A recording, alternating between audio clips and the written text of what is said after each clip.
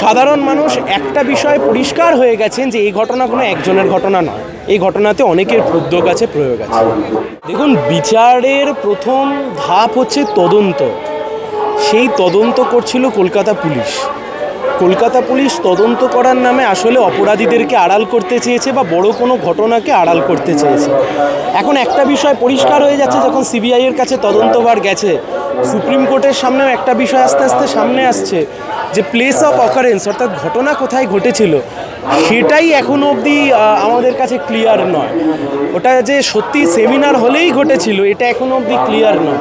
ফলে গোটাটাই রাজ্যের সরকার, পুলিশ প্রশাসন, স্বাস্থ্য ভবন, মন্ত্রী সবাই মিলে গোটা বিষয়টাকে ধামাচাপা দেওয়ার চেষ্টা করছে। আমরা মনে করছি এটা শুধু খুন এবং ধর্ষণের ঘটনা নয়। দেখুন, আবার আমরা বলছি গোটাটাই তদন্তের মধ্যে রয়েছে, কিন্তু মূল সমস্যা হচ্ছে গোটা তদন্তটা প্রথমার্ধে করেছে কলকাতা পুলিশ, তারপর সেটা গেছে সিবিআইয়ের হাতে। ফলে তদন্তের প্রথম যে বেসটা সেটা গণ্ডগোল হয়ে গেছে বলেই আজকের এই অবস্থায় এসে আমরা দাঁড়িয়েছি। কিন্তু একটা বিষয় তো পরিষ্কার, সাধারণ মানুষ একটা বিষয় পরিষ্কার হয়ে গেছেন যে এই ঘটনা কোনো একজনের ঘটনা নয়, এই ঘটনাতে অনেকের উদ্যোগ আছে, প্রয়োগ আছে। ডক্টর সন্দীপ ঘোষকে নিয়ে যে কেলেঙ্কারি, সন্দীপ ঘোষ এবং তাকে চারিদিকে গার্ড করে থাকা কয়েকজন ডাক্তারবাবু, তার মধ্যে ডক্টর পালের কথা উঠে আসছে, যিনি সরকারের কেউ নন, কিন্তু শোনা যাচ্ছে তিনি ডিফ্যাক্টো হেলথ মিনিস্টার হিসেবে কাজ করেছেন। কোয়ার নির্দেশে ডক্টর সন্দীপ ঘোষের বদলি হওয়ার পর সেই বদলি একদিনের মাথায় ক্যান্সেল হয়ে গেল। আজকে সব প্রশ্নগুলো উঠে আসছে এবং বোঝা যাচ্ছে রাজ্যের এই ঘটনাও তার রুট কিন্তু একদম মাথা পর্যন্ত রয়েছে এবং সেটা স্বাস্থ্যমন্ত্রী।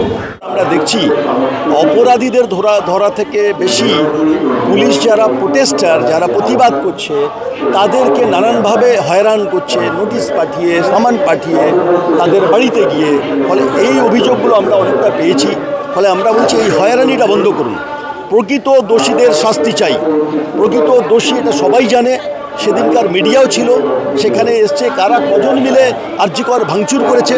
সেই যারা ভাঙচুর করলো 1 ঘন্টা ধরে, তাদেরকে ছেড়ে আপনি প্রতিবাদ যারা করলো শান্তিপূর্ণ গণতান্ত্রিক পদ্ধতিতে, তাদেরকে হয়রান করছেন। এর প্রতিবাদে আইনজীবীরা আজকে ডেপুটেশন দেবে। বাংলায় আরজিকরের যে ঘটনা, যে বর্বরচিত ঘটনা, তার বিচারের দাবি নিয়ে আমরা রাস্তায় আছি।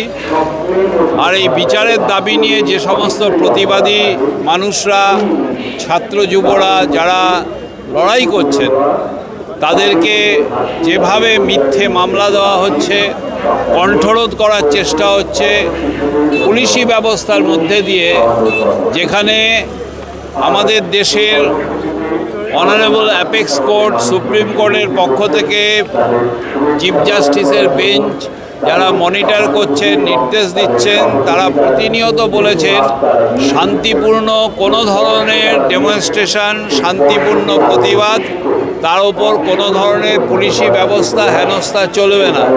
কিন্তু আমরা দেখছি প্রায় 5 শতাধিকের ওপর ছেলে মেয়ে, ইন্টেলেকচুয়ালস, ডাক্তার, সকলকে, এমনকি লয়ার্স, তাদেরকে বিভিন্নভাবে নোটিশ করা হচ্ছে, ফলস হোয়েস্ট করা হচ্ছে, মিথ্যে মামলার ভয় দেখানো হচ্ছে।